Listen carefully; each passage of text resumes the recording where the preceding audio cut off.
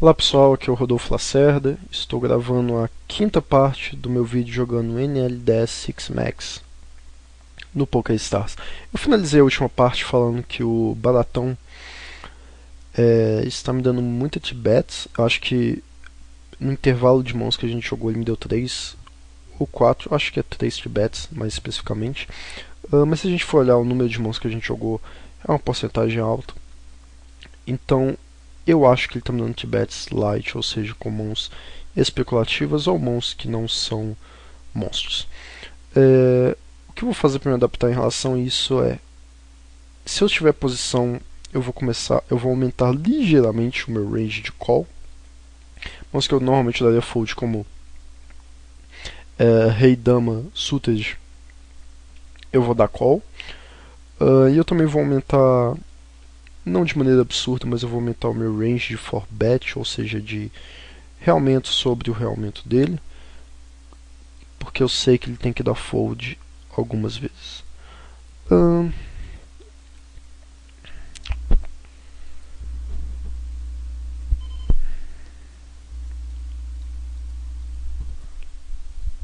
Esse rei valete eu estava cogitando o call, push, mas no final das contas eu meio que não gostei de nenhuma das opções e eu fui um Nietzsche de sempre e continuei com o fold. Se a gente tivesse heads up seria mais interessante. Talvez eu daria o call, mas ainda assim acho que o call é meio marginal, mesmo sabendo que o jogador está abrindo, dando muita tibet, porque a gente vai estar fora de posição. É muito mais fácil para ele. É muito mais fácil para ele blefar a gente do que a gente conseguir, conseguir ganhar alguma grana. É, alguma grana pós-flop.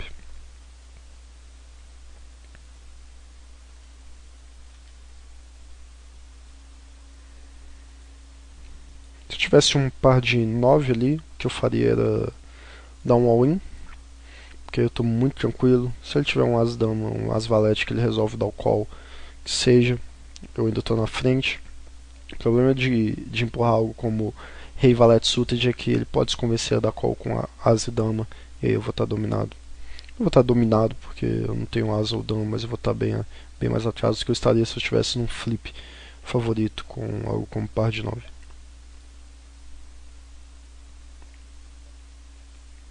O Optimus dando Open Limp novamente, e eu vou abusar disso novamente, porque eu sei que quando ele faz isso, ele está fraco. Ele deu um insta call no flop. Quando ele dá insta call, eu boto ele em 3 coisas. Primeira coisa, eu não boto ele numa dama, nunca. Se ele tiver uma dama, eu vou ficar muito surpreso. Ou ele tem um 6, ou ele tem um flash draw, ou ele tem esse high. E qualquer um dos 3 eu não acho que vai dar fold, então eu vou dar check. Agora eu torcer que ele tenha ou flash draw ou 6 e que ele fosse pro showdown, mas ele não estiver apostando um terço do pote. Se ele estivesse apostando meio pote, eu acho que eu daria fold, mas recebendo 1 para 4 eu tenho que acertar o que? 20% das vezes, tá certo, 20% das vezes eu vou dar o call. E acabou que ele tinha o as. Acho que minha leitura estava bem apurada ali, ou ele tem o. Quando ele dá o insta check call, ele tem tipo algo que ele não quer dar fold, mas que também não é forte a ponto dele cogitar o raise. Então ou é um flush draw, ou é um flush draw, ou é um as, ou é um 6. Talvez um par de 5, algo assim também. Mas acho que isso se encaixa na categoria dos 6. E no River eu resolvi pagar porque ele apostou muito baixo e eu só tinha que estar certo 20% das vezes. Ou seja, se ele resolve apostar um 6 ou um missa de flush draw 6% das vezes, minha jogada é lucrativa.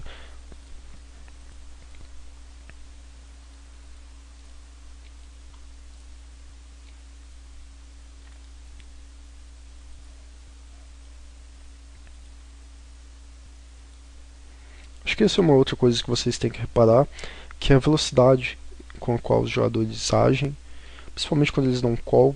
Geralmente calls instantâneos significa mãos que têm valor, mas que não são monstros, ou mãos que ou draws, que são mãos que precisam de algo mais para melhorar, mas que ele sabe instantaneamente que ele não quer dar fold.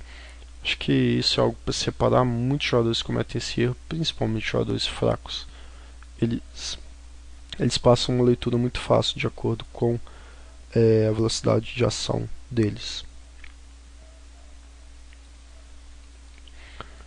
O Optimus com um top pair aqui nessa mão não fez nada.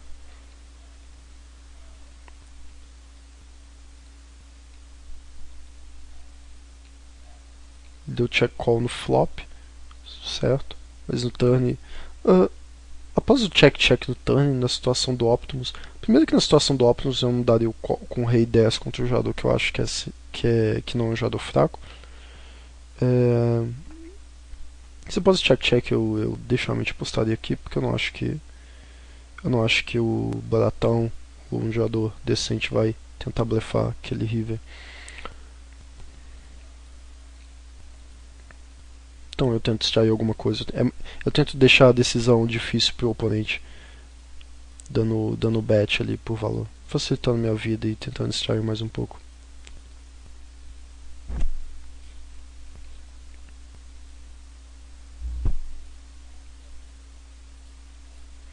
Dama 9 suited.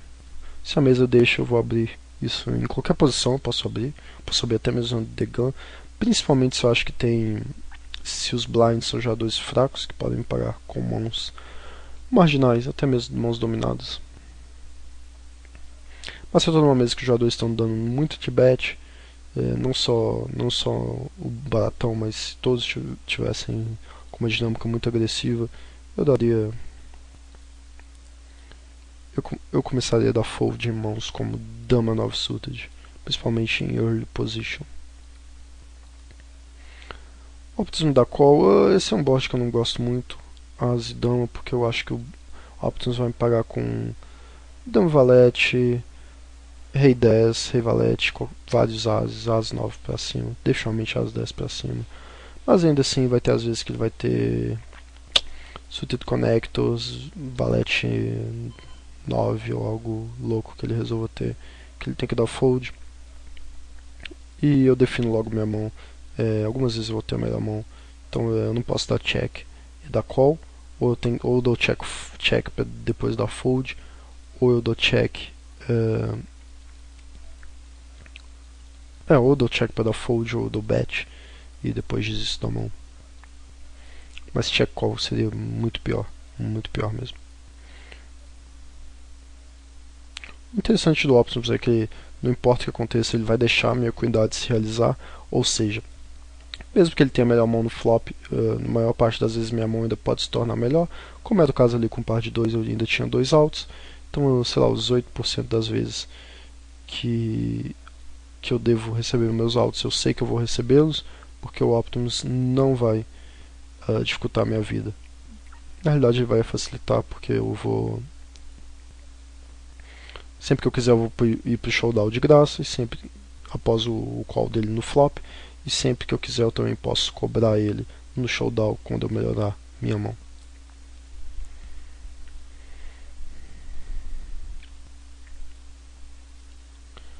Se o baratão dá um t-bet aqui, eu ia voltar um all-in.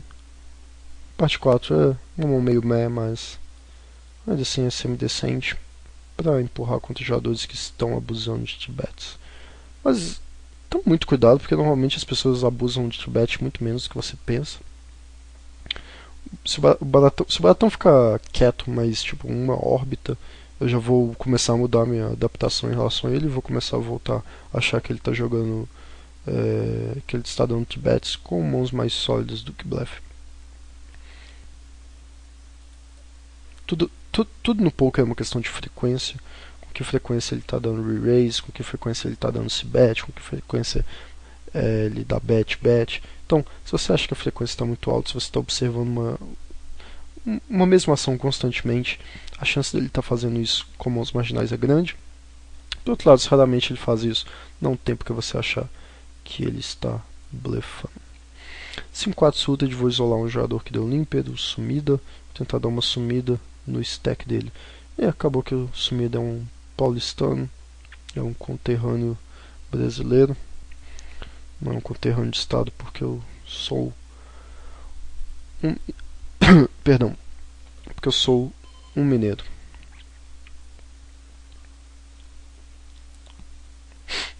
Tentando ver um valor aqui, eu não vou apostar nesse board. Um board incrivelmente conectado. Se o baratão tem um par de 7 com um coração, ele não vai dar fold. Então eu vou... Se ele tem um valete, uma dama, um rei, ele definitivamente não vai dar fold. Então, algumas vezes eu tenho que desistir. Então, por que não desistir num board que eu não tenho equidade alguma contra um jogador que provavelmente tem um pedaço de equidade? Eu não esperava que ele desse fold em algo como o que ele tinha, então fico feliz com a minha jogada.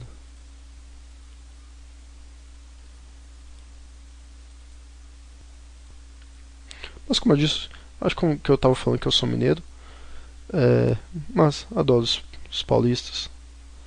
Paulistas, os meus melhores amigos fora de Minas são paulistas e cariocas.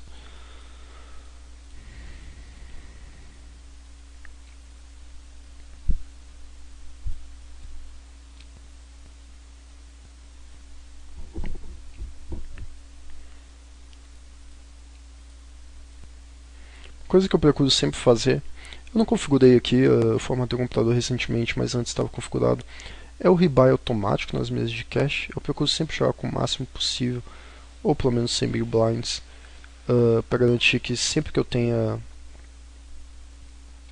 Para garantir sempre que eu tenha... Sempre que eu esteja jogando, eu estou jogando com o máximo possível para poder ganhar o máximo possível de jogadores que são mais fracos do que eu. Acho que eu já comentei isso em outro vídeo, mas vale sempre reforçar a ideia do porquê. Do porquê disso. Se você acha que você não tem um edge, ou seja, não tem uma vantagem muito grande sobre seus oponentes, não tem nada de errado em você não ficar jogando com o stack completo. O que eu vou fazer aqui quanto sumida é entrar apostando meio que talvez eu tenha a melhor mão e eu acho que você vai ser honesto comigo. Se ele dá um raise eu dou fold, se ele dá um call eu desisto. Jogadores fracos normalmente são honestos quando eles sofrem esse tipo de aposta. Então, já que é para apostar algumas vezes, eu vou apostar contra eles. Contra jogadores bons ou mais sólidos, eu costumo apostar em outros. Eu também entro apostando em alguns boards, mas não nesse tipo de board. Normalmente eu entro apostando em boards bem conectados, boards baixos, porque aí sim eles acham que eu sempre tenho um monstro ou um draw monstruoso que está disposto a ir para o chão, e por causa disso eles me respeitam consideravelmente.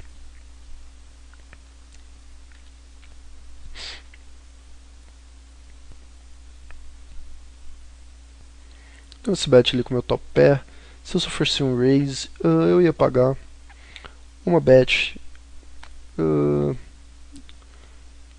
Talvez eu fizesse alguma loucura, tipo um mini raise no flop, mas provavelmente eu ia jogar o mais básico possível, que seria pagar uma bet, reavaliar o turn, sendo que reavaliar o turn eu digo provavelmente dando fold para outra bet dele.